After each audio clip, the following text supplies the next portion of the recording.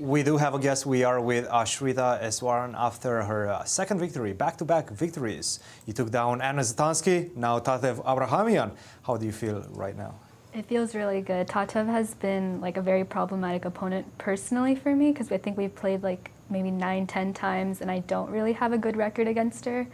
So it's finally nice to win, especially with block against her. And it felt like you were so well prepared out of this opening. And Tatev, if I'm not mistaken, played something similar at the American Cup against Alice Lee. Did you prepare based on that game? Yeah, I did. So actually, this is my first time playing this opening. And I think we had a game in the summer in July, and I was blocked then too, and I played a terrible game. So this time I wanted to be more aggressive, and I think playing the Sicilian was the way to go. Okay. Take us through the opening phase.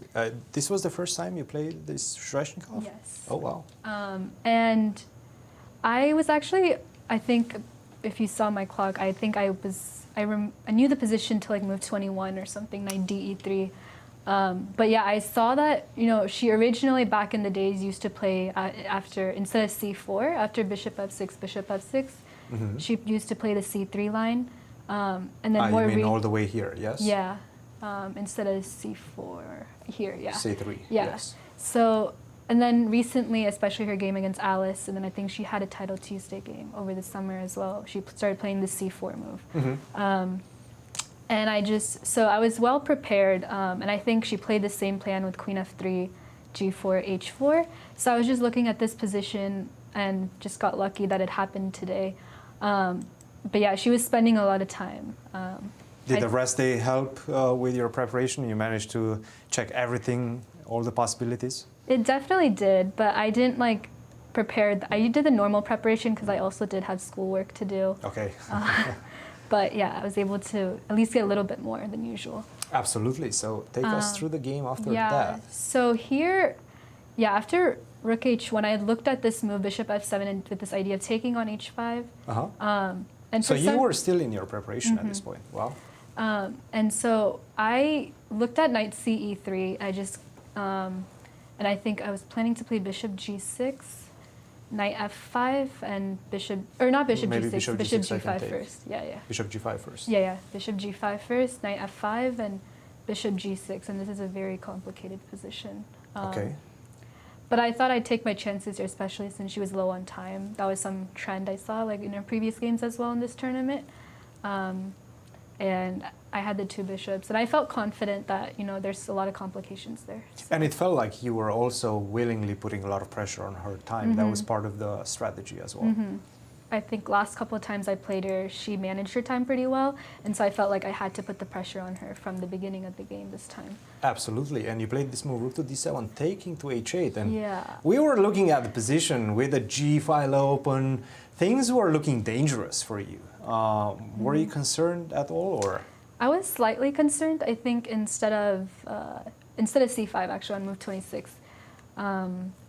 I thought knight f5 was a possibility because if I go rook d7, I thought knight h4. I'm not sure if it works, but rook c7 and knight g6 ideas. And I was worried about this. So I suspected on knight f5 I had to give up the d6 pawn like I did in the game and go for counterplay.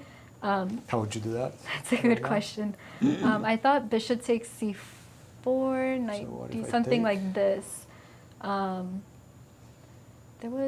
It looked really hard though if she played this way though. Knight to f5. Yeah. That was the move you were concerned about. Yeah, that was definitely the move I was concerned about.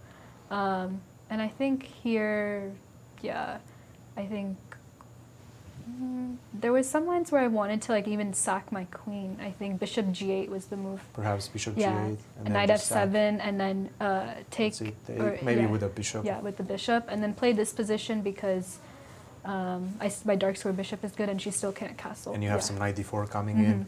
Yeah, definitely looks like some solid compensation in this one. And let's take a look at what she played. She played this move c5, and after that it felt like you are taking over. I think she missed the move b3.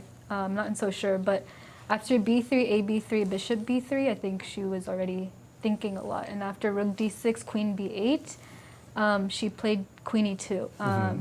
And here I was looking at, instead of knight b4, I think I was considering like bishop takes e3, or even like just queen, Maybe yeah, F2, fe3, and then I think still knight b4, like some ideas of picking up the pawn on c5 and playing on, but I thought knight b4 without trading a pair of minor pieces was better. And then here when she played rook b6, I played knight c2, and I think she realized she couldn't take back on c2 because of queen takes b6 and rook c2. Yes. Which I think she might have missed initially because she started thinking like for a few minutes here, and then played king f1. And then here again, I was debating whether to go like knight takes e3, fe3, and I think rook b7. But again, I thought she was getting away with everything here. And so I decided to play queen e8 and queen a4. Yes. Take on c2, queen to and then e4. take on e4. And what if she goes something like knight to e1 here? Bishop, yeah. I think I was just going to take on c5 or bishop c4, then take on c5. Got it. Just something like this. Yeah, Take but on there's c5. b3, I think. Maybe queen f3, maybe king Yeah. g2, trying to run away. This is probably her best chance, I think. And if you go rook d8, maybe something like rook d1, or try to do something Yeah. along these lines.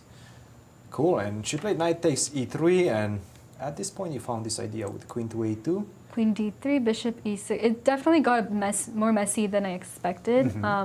But I think she was just really low on time. But I felt like this should be winning with f5, e4 ideas, and her king is under a lot of pressure here with the two bishops. Yep. And it was indeed queen to d6, rook to e8. She exchanged, but you gave her no chance. Yeah, I looked at, I think instead of, I thought rook a1, rook a4 was clever, because if I take, then queen takes e6, and she has chances there, because my king is weak. Queen f6, queen f8, maybe some perpetuals. But I think I was lucky that e4, I had e4 there. And you saw this from afar, yeah? Yeah, I saw this when I played queen c4. I was debating whether I could go e4 when she played rook a1, but I figured to have my queen closer to the king and bring it back, and then... Very nice, very nice. A nice way to finish the game. Ashritha, a very aggressive game. You must be feeling good about, let's say, the bounce-back victories in the last couple of rounds. Given how I started, I think this is the best possible way to move forward. And again, I'm just taking it game by game. And I think today was a very important game, given our history, but also given the tournament situation. Guys, any questions for Ashritha? Just our congratulations, Ashritha. Keep it up. Very, very nice bounce-back victories for you. Thank you. Indeed. And sum it up for us.